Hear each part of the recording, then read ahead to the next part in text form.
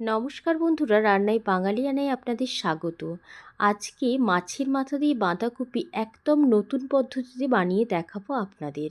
প্রথমে আমি একটা কড়াই নিয়েছি, কড়াইয়ের মধ্যে দিয়ে দিলাম এখানে 4 টেবিল চামচ সর্ষের তেল দিয়ে দিয়েছি। এরপরে সর্ষের তেলের মধ্যে দিয়ে দিলাম আমি এখানে আলু, মানে একটা বড় সাইজের আলুকে আমি ছোট ছোট টুকরো করে যেরকম পোস্তর আলু কাটি সেরকমভাবে কেটেছি।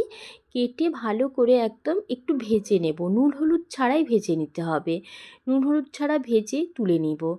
নুন হলুদ দিয়ে ভাজতে পারেন, তবে তেলটা মানে হলুদ দিলে কি হয়, একটু পুড়ে পুড়ে যায় মনে হয়, সেই জন্য খালি নুন হলুদ ছাড়াই ভেজে নিয়েছি আলুটাকে। আলুটা বেশ ভালো করে ভাজা হয়ে গেছে। এরপরে ওই তেলের মধ্যে দিয়ে দিচ্ছি একটা শুকনো লঙ্কা, হাফ টিস্পুন গোটা জিরে, দুটো হচ্ছে তেজপাতা, আর গোটা গরম মশলা, এলাচ, লবঙ্গ, দারচিনি। আর এখানে আমি মাঝারি সাইজের পেঁয়াজ দুটো দিয়ে দিচ্ছি। মশলাটা থেকে যখনই সুগন্ধ বেরিয়ে গেছে, এরপরে আমি এই পেঁয়াজটাকে দিয়ে দিয়েছি, ঝিরিঝিরি করে কেটে নিয়েছি পেঁয়াজটা। এরপরে পেঁয়াজটা দিয়ে পেঁয়াজটাকে বেশ হালকা লাল মানে বর্ণ হয়ে যাবে ততক্ষণ পর্যন্ত মানে ভাজবো।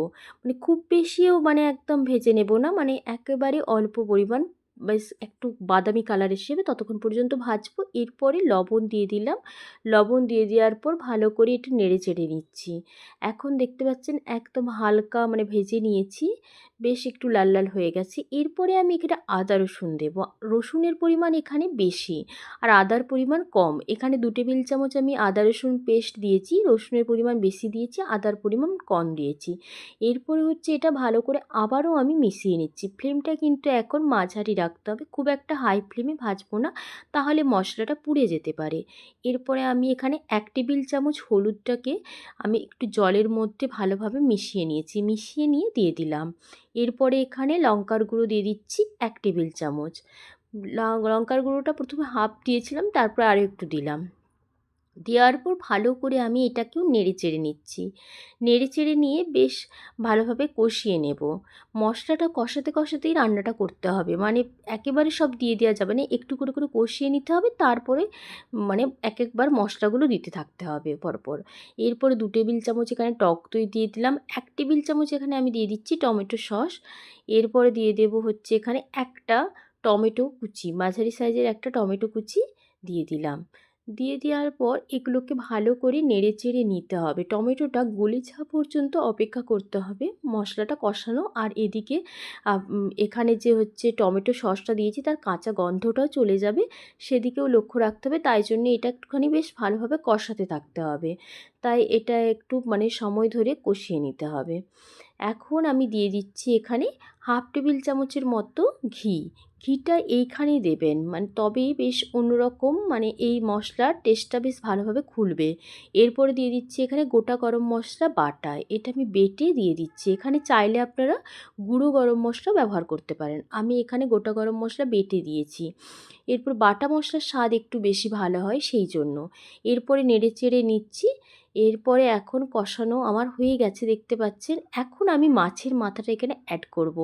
মাছের মাথাটা আমি এই সময় অ্যাড করব, ভেজে অ্যাড করব না, তাহলে বুঝতে পারবেন এর টেস্টটা একটু অন্যরকম হবে আর খেতেও দুর্দান্ত হবে। একটা সাইড হয়ে গেছে মাছের মাথাটা, এরপরে অন্য সাইডটাও আমি একইভাবে ঢাকা দিয়ে রেখে দেব, দিয়ে হচ্ছে এটাকেও সেদ্ধ করে নেব, মানে মাছের মাথার উল্টো সাইডটাও সেদ্ধ করে নেব।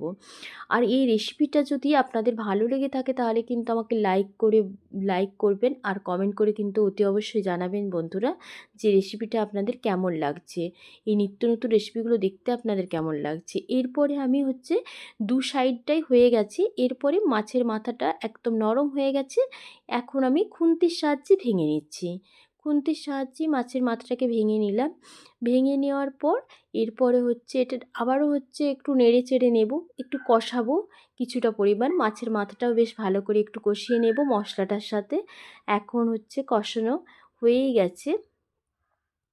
এরপরে আমি এখানে গোলমরিচ গুঁড়ো দিয়ে দিচ্ছি হাফ টিস্পুনের মতো, আর লবণ দিয়ে দিচ্ছি এখানে। তবে ঝালটা আপনারা আপনাদের স্বাদ অনুযায়ী দেবেন, কারণ লাল লঙ্কার গুঁড়োও দিয়েছি এখানে, আবার গোলমরিচ গুঁড়োও দিয়েছি, কারণ দুটোর তো ঝাল হতে থাকে সেই জন্য।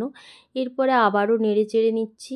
নেড়েচেড়ে নেওয়ার পর একটু ঢাকা দিয়ে দেবো এখানে। ঢাকা দিয়ে বেশ ভালো করে লাল লাল করে যতক্ষণ পরিমাণ কষানো হবে ততক্ষণ পরিমাণ একটু ওয়েট করছি আর কি। এরপরে দেখতে পাচ্ছেন একেবারে খুব সুন্দর একটা কালার এসে গেছে। এরপরে আলুগুলো, টুকরো করে আলুগুলো ভাজা দিয়ে দিলাম।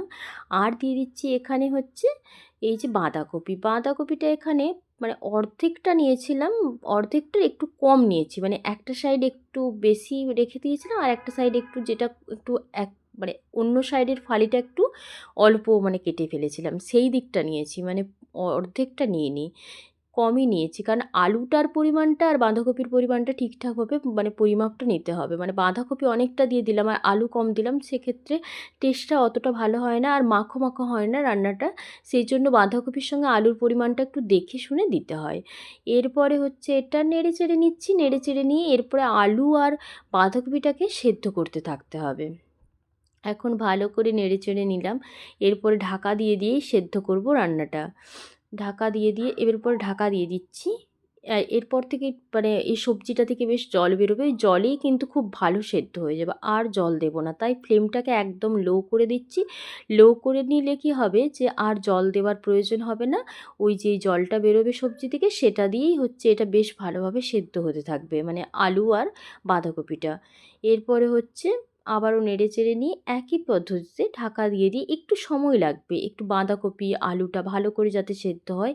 এখানে আমি আলুটা চন্দ্রমুখী নিয়েছি। আপনারা নর্মাল যে আলুগুলো বাজারে পাওয়া যায় ওগুলোও নিতে পারেন, অসুবিধা নেই। তবে চন্দ্রমুখী আলু দেওয়ার জন্য একটু মানে আলুটা তাড়াতাড়ি গলে যাবে আর কি, সেই জন্যই বলছি। এরপরে এটা ভালো করে দেখতে পাচ্ছেন বেশ অনেকটা একদম সব সেদ্ধও হয়ে গেছে আর বেশ মাখো মাখো হয়ে গেছে রান্নাটা। আর আলুটা দেখতে পাচ্ছেন একদম নরম হয়ে গেছে পুরোপুরি। এখন রান্নাটা কিন্তু হয়েই গেছে। এরপরে শেষ যেই মানে একটুখানি অল্প চিনি দিতে হবে স্বাদটা ব্যালেন্স করার জন্য। লবণটা দেখে নেবেন যে লবণটা এখানে ঠিকঠাক হয়েছে কিনা, একটু লবণটা দেখে নিতে হবে। আমি এখানে চিনি দিয়ে দিলাম 1 টিস্পুনের মতো। আর কিছুটা পরিমাণ, শীতকাল যেহেতু এখন, ধনেপাতা কুচিটা দিয়ে দিতে হবে এখানে ওপর থেকে। কিছুটা পরিমাণ ধনেপাতা কুচি দিয়ে দিলাম। দিয়ে দেওয়ার পর নেড়ে চেড়ে নিচ্ছি। এরপর নেড়েচেড়ে নিতে হবে, আর কিছু দেওয়ার দরকার নেই। চাইলে একটু ঘি দিতে পারেন শেষের দিকে রান্নাতে, আর আমি দিলাম না আর ঘি। এরপরে একবারে রান্নাটা দেখতে পাচ্ছেন ওই যে সবজির জলেই কিন্তু সেদ্ধ হয়ে একেবারে খুব সুন্দর মাখো মাখো হয়ে গেছে। এটা গরম ভাতের সাথে শীতকালে তো জমে যাবে। এবং বাড়িতে কেউ মানে গেস্ট আসলেও বাঁধাকপির তরকারিটা একবার এভাবে বানিয়ে তাদেরকে খাওয়াবেন, তো তারাও দেখবেন আপনার প্রশংসা করতে বাধ্য হবে। বন্ধুরা, রেসিপিটি যদি ভালো লেগে থাকে তাহলে কিন্তু লাইক কমেন্ট করতে ভুলবেন না। চ্যানেলটিকে সাবস্ক্রাইব করে দেওয়ার অনুরোধ রইল। চ্যানেলটিকে সাবস্ক্রাইব করে দেওয়ার পর পাশে থাকা যে বেল আইকনটা ওটা প্রেস করে দেবেন, তাহলেই আপনাদের কাছে ভিডিও চলে আসবে। ধন্যবাদ বন্ধুরা, ভালো থাকবেন, সুস্থ থাকবেন।